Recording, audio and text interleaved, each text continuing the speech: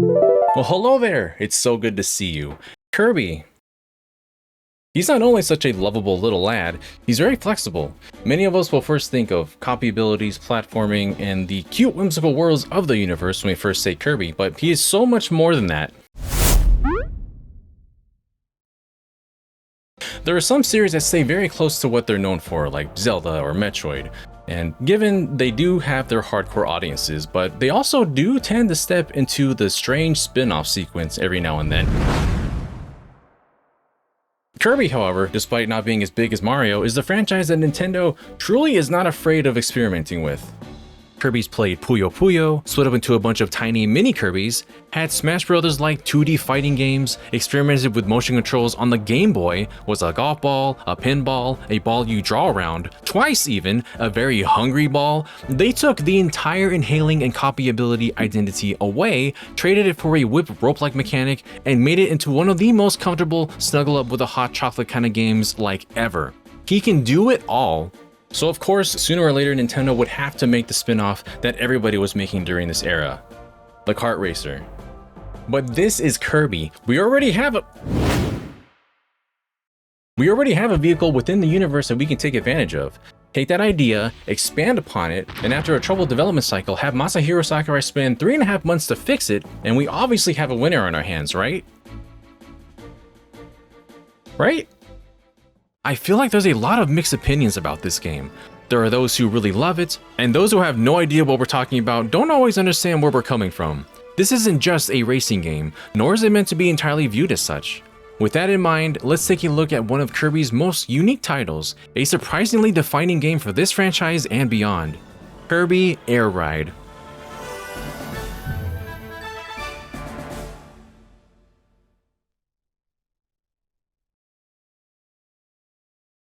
So, what makes Kirby Air Ride stand out from other racing games?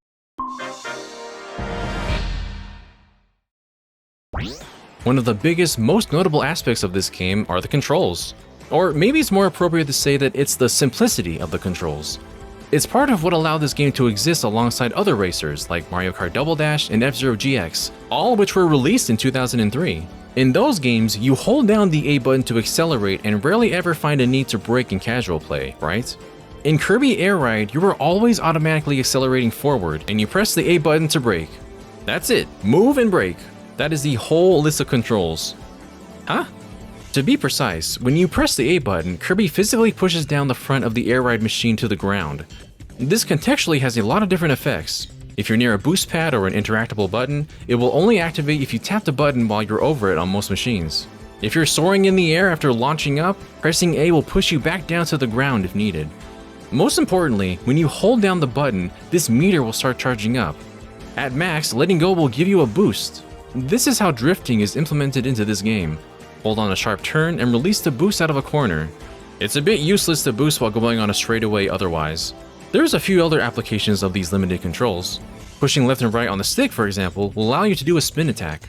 The most recognizable of these moves is primarily using the A button near an enemy to inhale them and use your copy abilities. This somewhat emulates the design philosophy that Sakurai had for his very first game, Kirby's Dream Land. It wasn't so much about depth or intricacy or anything like that. It was more so about making a game that anybody could pick up and play. And I noticed that this is one of the only games on the GameCube that I can recall that you can play entirely with one hand. If you didn't want to use the A button, or if you couldn't for whatever reason, you can also use the shoulder buttons. I think it's important to note that in an era where accessibility wasn't as widely considered. But I did mention copy abilities as well, which has been the core of the Kirby games, so one has to wonder, how did they implement this in a racing setting? Kirby Air Ride has a grand total of 11 copy abilities. Definitely less than your average number of abilities you'd find in a traditional Kirby game today, and not all of them really count. Press A near an enemy and you'll get the suckin'. If they don't have an ability, you'll automatically spit them back out at the nearest breathing sign of life. Defeating regular enemies gives you a slight speed boost, so it is worth to take the common ones down. An icon appears over their head if they have an ability to gain. But in the grand scheme of things, yes, they do give you more options to speed up and also hinder your opponents, but over my time playing, I realized that copy abilities don't really make or break the game. They're temporary boosts to give some variety to the gameplay for sure. In some cases, they completely change your driving style. Each essentially acts as your items in a kart racer, but when it comes down to it, the main ones only vary slightly. Sword is the easiest to use because it's automatic. For a limited time, Kirby will swing his sword at anything nearby that looks at him funny. The needle ability makes it so that whenever you press the A button, you'll protrude several needles and impale anyone that's near you. Thing is, it's kinda hard to use when the button to attack is also the button to break. And sadly, more abilities suffer from this limitation, like Ice, which is essentially the same, but it freezes others in range instead. For Fire, tap the button to leave a little fire trap for others to trip over, or fully charge it to leave a larger flame on the ground. This can be a little bit more useful if you know what lines the other racers will follow and leave traps on those. But it's abilities at these that make me realize I really wish there was an option or a button to look behind yourself in the game. The best you can do is swing around the camera with the C-stick. Now Plasma at first, I feel like it has a really clever adaptation to the controls of this game. Just like in Kirby Superstar for example, moving left and right will be like you're building up static, and the more that you charge up, the stronger your attack will be. It's a shame that it's not very viable on some machines over others because, again, attack is also your break and charge up for cornering. Tornado gives you a powered up spin attack, and it also applies when you fully charge up for boosting, sending enemies for longer. Bomb is, well, a bomb. Hold the button down for a more powerful explosion and greater distance in your toss. Upon impact, the bomb will explode and slowly expand to a comically large radius. It's kind of terrifying. The sleep ability, when you inhale is... Huh? What? Where was I? Oh, the wheel ability completely transforms Kirby into the classic wheel and gives you attributes that differ from whichever air ride machine you're currently on. Your speed turns above average, while also becoming a little more maneuverable. Do you dislike the machine that you're on, or are you bored of riding it and want a slight shakeup? Fix that by consciously sucking up this enemy. Or it might just happen on accident, I'm sorry. And if you don't want to be on the ground, you can go for the wing ability instead. This transformation has good speed and glide abilities, of course, but you can't charge up when you're cornering. This one really doesn't change up a whole lot except for a slightly stronger spin attack. That brings us to the mic ability. Inhale mic and Kirby will scream! Hits everyone in a wide radius and is used automatically. And that's it. Those are all the copy abilities in the game, some used instantly or on a timer. And while they might be lacking in variety, especially seeing how many copy abilities Kirby has in the modern games, I think they worked out a pretty good balance as well as having them fit the format of a single button press of this game. They just often aren't the determining factor of a race and usually are just sort of there. Heck, this game features drafting when you're driving behind the enemy, and this at times feels way more useful than copy abilities, especially considering the range in which you can draft. It is a huge range compared to other racers. One final thing to discuss before going into the core of Kirby Air Ride are the Air Ride machines themselves. Each machine functions a little bit differently or a lot of bit differently from each other. People tend to have wildly different perspectives and interpretations of what machine works well for them, so it's important to give each and every single one of them a go. And upon your first time playing, you will very likely feel that a lot of these machines are a bit too slippery and unwieldy, and that's fairly normal. Air Ride is not meant to feel or control like your typical racing game, after all. With all that being said, let's quickly go through all the Air Ride machines in the game, as best as I can, because honestly, it is hard to describe some of these with words, but Kirby and I, we're going to try our best. The Classic Warp Star is probably exactly what you expect. It is the most balanced, offering no real flaws or anything. This is where you'll start off and get a general feel for the game. The Wing Star is fairly slow but excels with its gliding stats. Everything else is fairly average, making it a good choice if you know you're going to be taking to the skies a lot. The Shadow Star is above average in acceleration, gliding, and offense, but it has poor HP and defense, making it a little fragile and easy to push around in a race. The Turbo Star has great speeds, but the handling is just kinda weird and feels as though it's off its axis a bit. I always found this one to be a little hard to get used to. The Wagon Star. It doesn't charge or boost at all, so there's no gauge, but it has some pretty good handling and great maximum HP. This guy has two Chinese characters on the sides, one that translates to Typhoon and the other to Broad Sky. In high school, my friends and I would always call this the ice cream truck for some reason, and now I can never get that core memory out of my head. The Rocket Star has a laughably slow charge up, but amazing boost, shooting right out of the gates. The inconsistency and need to charge often might frustrate some people, like me. The Jet Star is fairly average and all around much more consistent. It gets a boost of speed when leaving the ground, and it looks pretty slick too. I like using this one. Oh, but we do have an actual Slick Star too. This is the slipperiest machine in the game with above average charging. It has very low traction, but in a game like this, that can be used in your favor if you know what you're doing. Definitely a machine for more advanced players to master. The Formula Star has very high top speeds, but also very slow acceleration. Being a big hunk of metal, it can't really glide very far and has a rough time turning. This one truly shines in long straight paths like in this game's drag races. The Bulk Star. Oh boy, you're gonna need to really charge to gas it up or else you ain't going anywhere. It can reach notable speeds, but it is somewhat like the Rocket Star in which you have to keep on charging to keep this tank moving. Does anyone genuinely like the Bulk Star? This cannot be good for Popstar's air quality. Someone give this thing a smog check. The Swerve Star is quite unique as it only has 2 speeds, yes and no. When left alone, it reaches its top speed instantly. The problem is, you can't turn while moving. When you charge, you come to a complete stop, but that's the only time where you can redirect your turn. And despite how weird it is, this is my favorite machine in the game to use. Kirby and I have indeed harnessed the power of the Millennium Puzzle. For now, the last ones are the Wheelie series of machines. These drive directly on the ground and thus will hit boost panels automatically. However, they can't glide because, well, they're bikes. Kirby has some logic in him. The wheelie bike has the most average stats, but it can be tricky to handle. The scooter excels in jumping off ramps. While the top speed is slower, it gains speed from these jumps and has greater acceleration, handling, and charging. In comparison, the big boy Rex wheelie can hit harder and has stronger top speeds while trading off for poorer handling. I do love that this game expanded the wheelie enemy to be an actual vehicle to race on, but it's a shame that Kirby doesn't use his biker helmet during the races themselves. He's so much cooler than I am! And a quick extra note before we leave the machines for now, Kirby is not the only rider in this game. Meta Knight and King Dedede are unlockable characters too. These two cannot use copy abilities, of course. Why would they ever let them use copy abilities? That's Kirby's thing. So instead, they are equipped with permanent abilities. Meta Knight is essentially the wing and sword abilities smooshed together. His top speed is slower than the wing ability that Kirby can inhale though. He can't charge up on turns, but he will use Galaxia to slash everyone out of his way if they get too close. Dedede functions much like a wheelie bike machine, but with higher top speed, HP, and offense. While he has lower acceleration, turning, and jumping ability, he has a hammer in which functions pretty much like the sword ability, albeit slower and stronger. Might be a little hard to use, but hey, the king is here. And I think this places a bigger emphasis on the fact that copy abilities just aren't super relevant. Sure, they're bonus characters, but it would be annoying if they were locked from using a defining feature of the game. Luckily, it doesn't make much of a difference one way or the other. Okay, so that's controls, copy abilities, most of the air ride machines. Now we could talk about air ride itself. The mode has 9 tracks. Well, one's unlockable, so 8 tracks to start.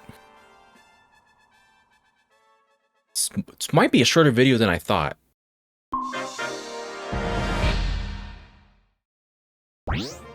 I love how whenever you start a mode for the first time, you get this cute little introduction video.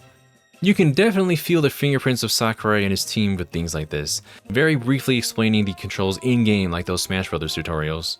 But I've already over-explained everything, so we can get right to the first track, Fantasy Meadows. This is a very basic track to get you used to the feel of the game. There's a few opportunities to leap into the air, very brief moments of grinding on vines. We'll see a lot more grinding on rails soon. There's enemies to suck. Yeah, you know, for being the first track, this is as basic as it gets. One thing to note though, this is the only track in the game to have 3 laps traditionally. Everything else from here on is only 2 laps, so I hope you're down with that. Celestial Valley is through a deeper, darker foresty area. You cross through a lot of vines, a bridge, and twisting pathways as you make your way through a gorge. There's more opportunities to land on thin railings for a boost of speed. You traverse the interior of a cave and ascend super high for a moment. You'll then land in a waterfall and accelerate to the end of the lap. Certainly a lot more going on than the first track. Sky Sands is a race through the desert.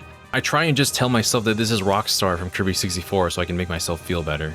There is a lot of moving parts and even some shortcuts here. Tap on these buttons at just the right time and you'll make a path for yourself. There's multiple leaps of elevation, tight turns. It's fine. This is one of the shorter races that we're going to come across. Frozen Hillside is where it gets more interesting. From the start, there's different opportunities for elevation, tight turns, this laser area that you need to turn off with the buttons. Who put these here? After a rail section, you speed through and can copy fire to melt some of the ice, potentially giving you a slight shortcut. There's even a section to turn off lights in this dark cave.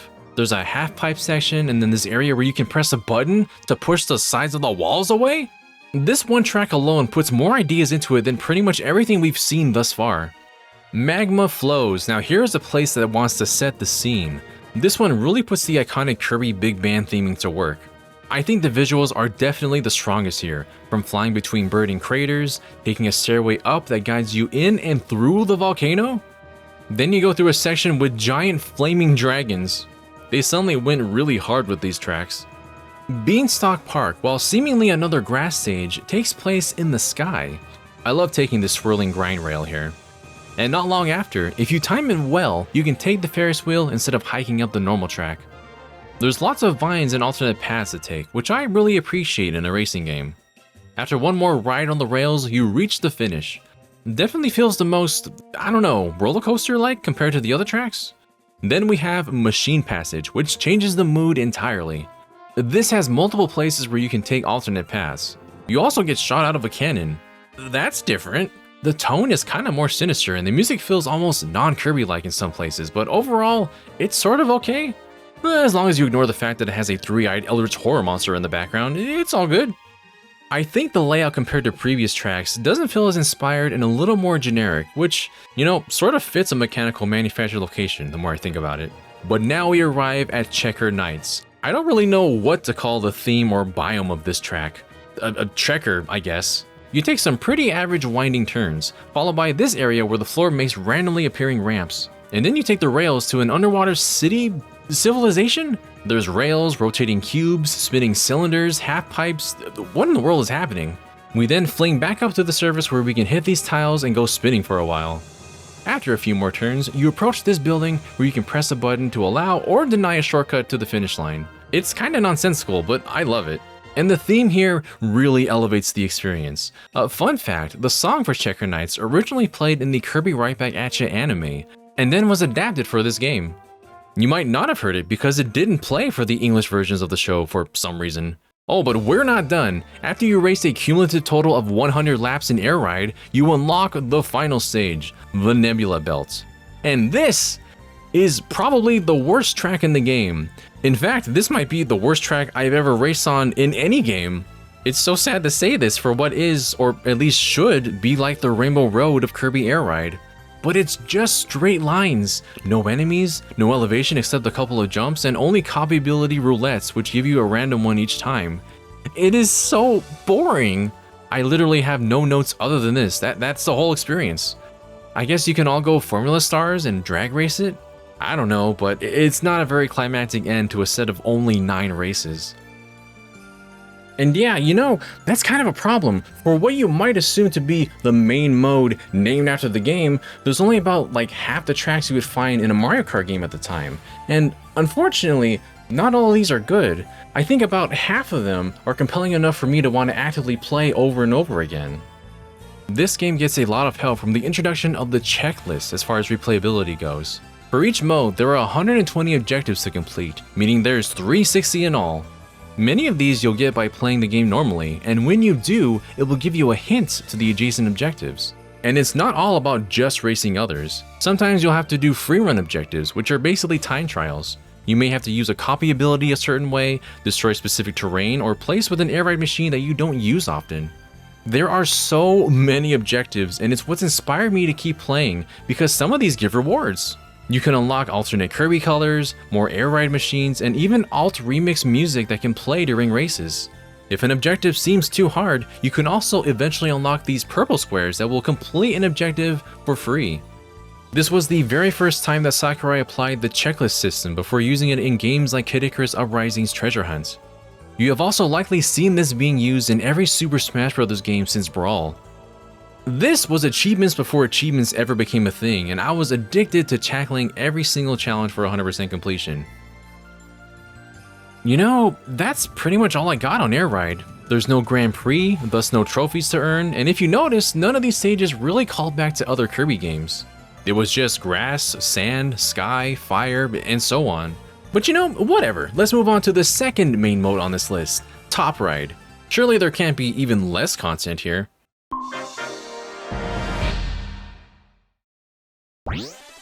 When you're tired of racing on the huge scenic tracks of Air Ride, stop by here for an itty bitty more arcadey mode with Top Ride. In a way, this is even more accessible than Air Ride with the miniature tracks. It also uses a more traditional application of items instead of copy abilities. You still press the A button to brake, turn corners, use boost pads, and interact with different parts of the tracks though. You can do quick spins too. However, there is no gliding involved. It's more like those slot car races, you know? To make it even simpler, there's only two types of air ride machines here. The red Freestar turns in the direction that you point the control stick no matter what direction you're facing. This acts as the default ride. The blue Steer Star, however, is a machine where left always turns left and right always turns right. Basically a mini version of tank controls. I tend to use the Steer Star because I needed the help to tell myself apart from the crowd of red Freestars. This mode has a lot of different items, and depending on your settings, they'll be going off quite often.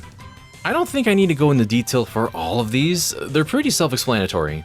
Some of them equip you with an item to hurt others when they get too close, like the hammer, the buzzsaw, and the drill. Some are stage hazards like the flame, fog, and party bomb, which is essentially a mine. You can hurl bombs, shoot a homing missile, increase your spin attack power and boost speed, or slow yourself down with an old tire that can pass on to others. The mic stuns everyone on the field, the cake is pretty much a super mushroom that lets you squash everyone, and candy makes you invincible. Sometimes a party ball will appear to shower the field with items all at once. Krakow can appear too. It usually goes to first place to smite them, but you might also get shocked too if you're not careful. Krakow just hates all Kirbys in general. As for the tracks themselves, well, you can see the entire thing on screen at any given time. Grass is a simple loop. If you hit these plants, bombs will fly off and hurt people. This corner might also spawn a boost pad. Sand has sand pits, a bridge that breaks off after a few uses, and the single appearance of Ant Doom. Unfortunately, its YouTube career didn't pan out quite as well, but we still love Ant Doom for trying his best. Sky is pretty cool. It's got these panels where you can do some hops, a button you can press to make it move. Ooh! This swirly bit near the finish line turns based on where the wind blows. It can jumble you and the items around. Fire has vents of steam that can push you around, or you can utilize them for shortcuts. Sometimes lava will splatter on the course, which you want to avoid pressing the A button nearby, or else you'll burn Kirby. Yeah, no roasted marshmallows today. Light is a futuristic stage where you have some breakable obstacles that can give items. You can also occasionally see arrows blinking near the walls, indicating that you can use a shortcut that has you riding a rail to the other end of the course. This is really cool, but the way it spaces the opportunities makes it so that if you're in first place and you get it, the next one may also be near first place. It can be slightly imbalanced this way, but hey, have you seen how many items can appear at once? There is no mercy or spatial awareness in this mode sometimes. Water, in comparison to the previous one, is kinda basic. The tide near the finish might pull some items away, and the waterfalls can make you waste time if you get too close, but that's really all? The water though, man. Look at that certified Nintendo water. And finally, metal, which I feel is the most fun one. The shape isn't groundbreaking, but the back half has these buttons that let you turn the wind on or off to help or hinder racers. Gears are spinning, people are fighting over the button presses while items are going off. I think this mode capped off pretty well with metal. And that is the entire mode. Much like Air Ride, it's the checklist that will keep players coming back to experiment with different objectives, time trials, and item usage, to name some. And speaking of items, this is a mode where you can unlock even more items. I thought that was a really cool addition, but here's the thing. I totally forgot there were unlockable items because after I recorded all this footage, I realized I didn't see a single one. They're definitely unlocked, so I went back and kept racing to find them. I swiftly found out that it was a mistake to do this. Okay, in Top Ride, you can unlock Who Paints, the Lantern, and Chicky. When unlocked, you can find them in a race. Rarely. Very rarely. I mean, I gave up doing normal races and custom set them to 99 laps so I can find these stupid items and show people what they do. I didn't find Who Paint until lap 23 of this race. What the heck does Who Paint do? It makes every Kirby transparent. And why does it do this? The purpose is to confuse players and lose track of which Kirby they are in a race. The two issues though. One, it doesn't hide the air ride machine. So if you happen to be the only one using the Steer Star, for example, it doesn't even matter. 2, if you get hit by an item, it just removes the effect immediately. For something that lasts for just like 8 seconds or so, that seems kinda pointless when you make it so rare. Man, if you thought coins in a racing game were useless, send them this way. I need all the help I can get. And then I was on the quest to find Lantern and Chicky. You know how many laps it took me to find Lantern? Like 75 laps on grass. And what does it do? Oh, it's supposed to make it dark for everyone but the lantern holder. Except you can kind of still see the track. This might be a little less effective on a smaller stage, but it's funny how not pitch black it makes the rest of the course. I don't think my brightness was set too high. It just seemed really silly. And finally, Chicky. It took me so long and so many laps to find this stupid chicken. And when I did, it was like super instant. I don't think I even saw it appear on the map. When somebody grabs Chicky, it mixes up your controls for a while. This is the best one because it actually makes it so you have to try and work to regain control until it wears off. But why is it so rare? It's not even that different from the mic item where it stuns everybody and you have to shake the control stick to move again. I mean, for crying out loud, Krakow is supposed to be the strongest item, but that feels way more common than these 3. I had to adjust the game settings to view the entire board at a fixed angle because over time, the constant zooming and panning was starting to make me dizzy after the first 99 laps or so. I am glad that the option is there. It's worth noting that you can adjust the item frequency, laps, camera angles, and the like, much like the flexibility of Smash Bros. Matches. The mode itself, it just needs some extra tweaking. And it's a bit of a shame to say that this mode feels like an expanded, fleshed out Mario Party minigame.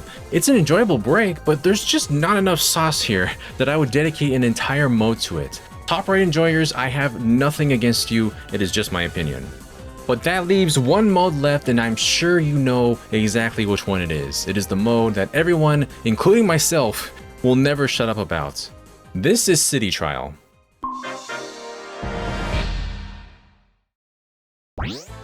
City Trial is the mode that makes Kirby Air Ride for most people, while also not strictly even being about racing anymore. It takes the controls we grew accustomed to with Air Ride and puts 4 players in a huge sandbox area. Within the time limit, we are given free reign to drive around, change our machines with any that we find, and collect items to boost our stats. After reaching the time limit, the game will thrust you into a random event. This could be a straight drag race, a target test where you basically become a dart to stick onto a board, battling generic enemies, battling each other, a regular single air ride race, and more. You might even have to fight the king himself. This is actually a really tough one, even with 4 people cooperating. The key to this entire mode is exploration and the collection of stats. Each one enhances the parameters of whichever machine that you're on. Boost determines how strong your boost is and the damage you deal when hitting someone with it. Charge determines how fast your vehicle can charge up for said boosts. Top speed raises the max speed that you can reach, while turn will increase how fast your vehicle can turn. Pretty self-explanatory. Glide extends how far and high you fly when lifting off the ground. You can raise your offense when using attacks and items, defense for defending yourself, and HP, which raises your maximum HP. Wow, shocking. The most complicated stat is weight. More weight will keep your machine from sliding so much during a charge, and can determine how fast you fall when you press A in the sky. It also makes you more sturdy from hits against opponents. If you touch any of the gray versions of these stats, you will lose a point instead of gaining one. Some stats really don't matter on some machines over others. For example, the Wagon Star doesn't need charge, while the Rocket or Bulk Stars can benefit and become entirely different machines if you stack enough on them. It depends on what kind of build you want to try and go for. Collecting every single stat that you see might not always be the smart thing to do. But in reality, I never really listen to that these days, I just like to see the pretty numbers go up. Everybody starts off on the Compact Star, a little baby star that is easy to use but doesn't really boast any notable stats. You'll only find this one in City Trial. And while I'm on air ride machines again, the final regular machine in this game is exclusive to this mode's free run. The Flight Warp Star has really good flying capabilities, but is never seen in any other modes. The purpose of this one is to efficiently explore the city as you discover all the little nooks and hidden areas that this place has to offer. Otherwise, you'll never see this one in normal gameplay. But talking about the city itself, man, I have spent so many hours exploring, collecting items, making the silliest machine builds that I can. It is just so nice here. Yeah, it's not graphically astounding or detailed, but as a Kirby game in 2003, it didn't really need to be. You have biomes like the city itself, a forest, a volcano, underground. There just weren't many games where you had a huge playground like this, especially for a quote-unquote racing game too. We all use this word a lot, but there's something very cozy about this place. A nice little retreat that I can go to for 5 minutes. Or 7 minutes if you change it in the settings like a real one. 5 minutes just is not long enough, man. During that time limit, the city will experience all sorts of wacky events.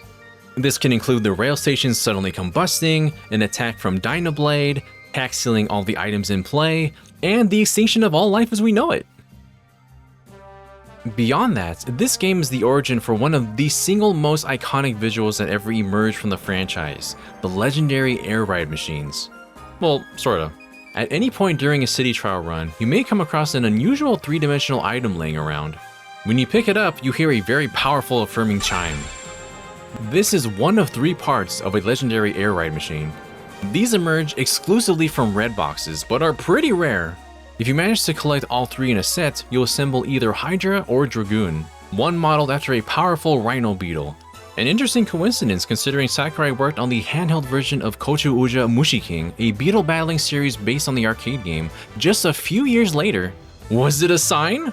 Then there's Dragoon on the other hand, which was clearly inspired by Majora's Mask. Maybe. And it really is kind of the luck of the draw with this one. Sometimes you'll find 2 parts to both machines and finish a round without completing either. Or you might complete one machine and then seconds later complete the other one too? You just never know what's going to happen in the city. This concept might sound familiar considering it's exactly how you assemble Dragoon in the most recent titles of Smash Bros. Once you gather all 3 parts, you can deliver a devastating attack that will likely be a one-hit KO. Though I always wondered, shouldn't it be Hydra? Dragoon is the flying machine, Hydra is the powerhouse. I guess visually Dragoon is more striking, but no one ever gives Hydra any respect. It is an absolute unit, able to KO almost every other air ride machine in one hit. It takes a moment to charge, hang on. Wait for it, it's coming. Despite having the worst charge in the game, once it's fueled, it will blast off at maddening speeds. Any machine caught in its path will get ripped apart. If you are lucky enough to be on Hydra for a destruction derby, you will very likely see Kirby's littering the field. Dragoon, on the other hand, is built for the sky. While it has overall great stats, this legendary machine will lift off and soar pretty much for as long as you want it to, if you can handle the steering. It was given the enhanced glide stat so we Dragooners can rise up together. Maybe we won't use that one. As long as you're on these machines by the time City Trial ends, you'll be able to use it in the event that follows. But as before, you might have an event that severely mismatches your machine, which is kind of a downer. That's just the way of the city. However, if you get, for example, Dragoon on a flying event, you'll be able to achieve numbers far greater than anything that should be normally possible. Keep in mind, the stats that you gain during City Trial will further boost any machine that you're riding on, including the legendary air ride machines. That made this high jump round absolutely ridiculous. In round 1, I ascended to the stratosphere. We went to the moon! And in round 2, I reached the very end of the track, and yet I kept riding up the invisible wall until Dragoon ran out of juice. You think this asserted enough dominance? See, that's one of the fun things with City Trial, and one of my favorite aspects of the gameplay, augmenting your stats. And not just like, boosting yourself with an in-game skill tree, for example. I mean, being allowed to take stats like speed, turning, and gliding, and having the chance to raise them far higher than what they were ever intended to, normally. Being able to temporarily break the game with absurd stats like this, it's just so fun to me. City Trial is a sandbox where you can craft a crazy speed and turn focused machine that turns way too fast for you to even calculate the inputs, or an incredibly tanky machine with defense and glide that leaps to the skies on the smallest jump. It's kind of roguelike, I suppose. You just don't keep the stats after. That customizable nature is part of what makes this mode so appealing to people. The random factor, the ambiguity of what's going to happen, it's all part of the fun. It's more than that, it's the whole point. There's times where you might have an exact build you want to go for, but you just cannot find the right machine or stats for it, so you end up building whatever you can cobble up together with what the game gives you. Sometimes it turns out better than you expected. These stats can patch up the flaws the machine might have, like charging or turning, and make something powerful, even if just for a short time. It's this exact reason why everyone laments the fact that Smash Run on Smash Bros. For 3DS is locked to that version. It is literally the 2D platform fighter equivalent to City Trial. Similarly, you can boost your jump, attack, speed, and so on to amazing heights, then participate in a random event or battle after time's up. It kept that spirit alive, and we were really happy to see that this format was not completely lost. Air Ride and Top Right aren't bad modes per se, but they're just more predictable? I know that's after me showing off how crazy Top Right can be with all the items, but they don't really have that same flavor of fun random factor to the level that City Trial has. And going back to Air Ride is a bit jarring at times because all the machines don't function as wildly differently and broken as they do and can be in City Trial. I'm probably just being kinda nitpicky, but that's honestly kinda disappointing. The overall default game speed being somewhat slow is definitely a contributing factor to this. For over 2 decades, many of us looked to the skies and prayed for a new Kirby Air Ride, one with a more fully realized City Trial. It is still absolutely playable and enjoyable as it is now, of course, but it's the feeling of wanting to see it become something so much more. A new arena, more machines, events, online play, more players, just everything.